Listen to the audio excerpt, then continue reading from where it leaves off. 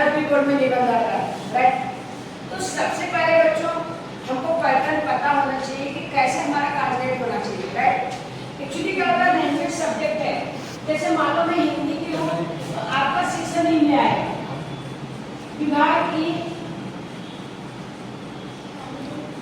ई में निबंध। कितने मार्क्स का आएगा बच्चों? 10 मार्क्स। 10 मार्क्स। कितने मार्क्स का आएगा? 10 मार्क्स। तो लैंग्वेज सब्जेक्ट में हर समय आपको कंटेंट क्लियर होना चाहिए। जीएसपी बोर्ड में आपको हेडिंग भी डाल देगा। मान लीजिए बहुत सारे बच्चे क्या करते हैं, उसको कंटेंट नहीं क्लियर होता, नंबर कम हो जाता है, राइट। मान लीजिए आपको आ गया बेरोजगारी, मान लीजिए विषय है, विषय पर मान लो निबंध आ गया बेरोजगारी,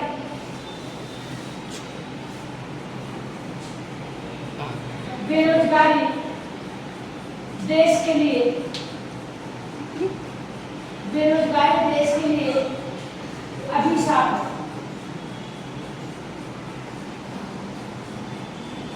राइट। देश के लिए अभिशाप में मान लो आपका विषय आ गया है, आपको इसमें लिखना। अब बहुत सारे बच्चे क्या करते हैं, एक विषय डाल दिया और बहुत अच्छी अच्छी बातें लिखते हैं, बट कोई भी हेडिंग नहीं डालते।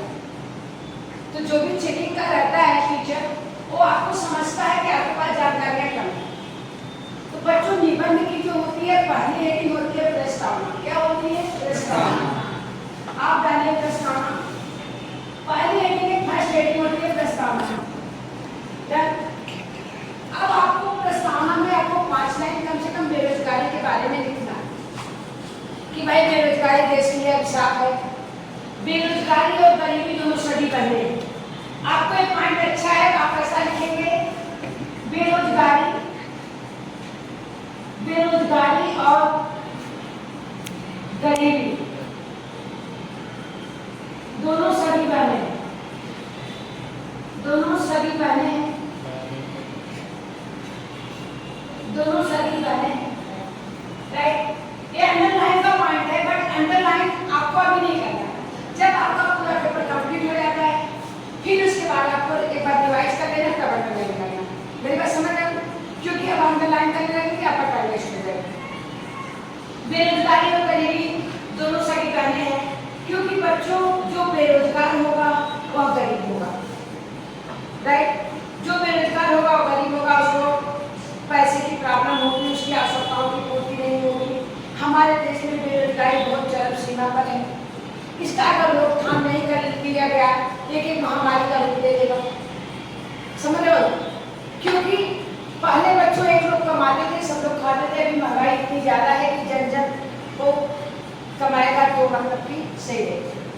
तो अब आपको क्या करना है, आपको प्रस्तावना 5-6 लाइन लिख दिया।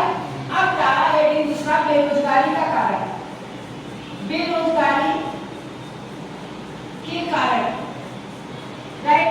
आपको हेडिंग डालना है, जैसे मैं लिख रही हूं बेरोजगारी के कारण, यहाँ लिखना बेरोजगारी के निम्नलिखित कारण, बेरोजगारी के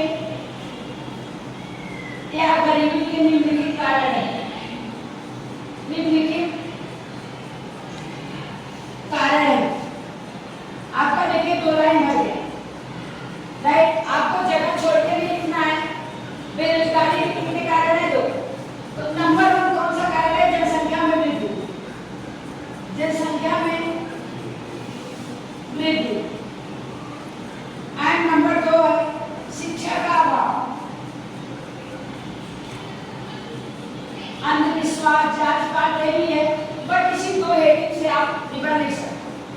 अब मान लो ऐसा लिखा, बहुत सारे बच्चे प्रस्तावना में हेडिंग डाल दे रहे, मैंने अभी चेक किया था तो देखा, तो आपने ऐसा लिखा तो 1 लाइन 2 लाइन 3 लाइन 4 लाइन 1 अब 5 लाइन में फिर लिखिए यहाँ पर जनसंख्या में वृद्धि, जनसंख्या में वृद्धि, ऐसा हेडिंग करिए। अब लिखिए हमारे भारत देश की जनसंख्या विश्व में पहले नंबर पे है। हमारे देश की जनसंख्या को अगर रोका नहीं गया, एक दिन ये विकराल रूप धारण करेगी। जनसंख्या वृद्धि हमारे देश में इसलिए है क्योंकि हमारे देश में बेटा और बेटी के बीच में अंतर किया जाता है। हमारे देश में विश्वास है, जातिवाद, जिसके कारण क्या होता है, जनसंख्या वृद्धि होती जाती है। जब तक जन जन पढ़े लिखे नहीं होंगे तब तक हमारे देश में जनसंख्या वृद्धि होती रहेगी। जन जन पढ़े लिखे का मतलब पति पत्नी जब दोनों पढ़ा लिखा होगा तब जनसंख्या में नियंत्रण आएगा। एक लोगों के पढ़ने से नियंत्रण नहीं आएगा। तो सरकार को जनसंख्या वृद्धि पर रोक लगाना चाहिए। हमारे दो नीति का प्लान करना चाहिए। जनसंख्या वृद्धि है। सेकेंड कारण क्या है, आपने लिखा 2-4 लाइन जो भी, फिर दूसरे में आप डालेंगे जो शिक्षा का अभाव मैंने यहाँ हेडिंग डाला है, इसको आप डालिए कि हमारे देश में शिक्षा की कमियां हैं। हमारे देश में शिक्षा की कमियों के कारण जनसंख्या वृद्धि बहुत प्रचुर मात्रा में बढ़ रही है, जिससे हमारे देश में गरीबी और बेरोजगारी का एकदम चरम सीमा पर गया। क्योंकि जब तक हमारे देश में शिक्षा की कमियों को सुधारा नहीं जाएगा तब तक हमारे देश में जनसंख्या नियंत्रण नहीं होगा। जब बच्चों, अभी जैसे मेरी पीढ़ी चल रही है, मेरी पीढ़ी में अगर पति पढ़ा है तो पत्नी कम पढ़ी है, अगर पत्नी पढ़ी है तो पति कम पढ़ा है, तो जिससे जनसंख्या वृद्धि होगी। मान लो किसी को 2 बेटी है, राइट, बट वो लोग अंधविश्वास के चक्कर में, इस सब के चक्कर में क्या करती नहीं, हमें बेटा चाहिए, तो प्रॉब्लम हो जाती है। घर में लड़ाई झगड़ा करने से लोग मजबूरन बस करते हैं। और अगर जो आप वाली जो पीढ़ी आ रही है उसमें जब जन जन पढ़े लिखे होंगे तो जनसंख्या नियंत्रण हो जाएगा। जब जनसंख्या नियंत्रण हो जाएगा तो बेरोजगारी दूर हो जाएगी। आपको समझ में आ रहा है ना? तो शिक्षा, जो हमारे देश की शिक्षा की कमियां हैं, इसमें सुधार होना चाहिए। ये बेरोजगारी का कारण है, जनसंख्या की वृद्धि है, शिक्षा का अभाव। अब आपकी नई हेडिंग आ गई कि बेरोजगारी दूर करने के उपाय, बेरोजगारी दूर करने के उपाय, दूर करने के उपाय, ऐसा आपने हेडिंग डाला। अब यहाँ पर तो ये लिखा बेरोजगारी दूर करने के निम्नलिखित उपाय, बेरोजगारी दूर करने के निम्नलिखित उपाय, निम्नलिखित उपाय हैं। कौन कौन से उपाय हैं? देखिए, जनसंख्या नियंत्रण, जो वृद्धि है उसको नियंत्रण डालें। नीचे नीचे नीचे नीचे, ये नीचे है, मेरे पैर के नीचे। सेकंड आप डालेंगे शिक्षा में सुधार, शिक्षा में सुधार। देखो आपका लाइन जो भर रहा है नहीं भर रहा, और लाइन छूट भी नहीं रहा। अब वापस भी नहीं डालेंगे जनसंख्या नियंत्रण कि हम भारत सरकार, मोदी सरकार से अपील करते हैं हमारे देश में जनसंख्या नियंत्रण होना चाहिए। 2 मिनट बाकी है। जनसंख्या नियंत्रण के लिए सबसे पहले हमारे देश की शिक्षा में सुधार होना चाहिए। मतलब जिस बच्चे को जिस विषय में रुचि है वो विषय सरकार को लाना चाहिए। बच्चे अपने मन मुताबिक वो विषय को चूज करें और लें, जिससे हमारे देश की बेरोजगारी कम हो। जैसे अदर देश में शिक्षा है, उस स्तर का हमारे भारत देश में भी मैं मोदी सरकार से अपील करती हूँ, क्या करता हूँ कि हमारे देश की शिक्षा में सुधार किया जाए। अगर हमारे देश की शिक्षा सुधर जाएगी तो हमारे देश में जनसंख्या नियंत्रण हो जाएगा। क्योंकि जब जन जन पढ़ा होगा तो जनसंख्या नियंत्रण में कोई प्रॉब्लम नहीं होगी, और जब जनसंख्या नियंत्रण हो जाएगी, शिक्षा में सुधार हो जाएगा, तो ऑटोमेटिक बच्चों बेरोजगारी और गरीबी, यही सेम कारण गरीबी के हैं, यही सेम कारण बेरोजगारी। समझ रहे हैं आप?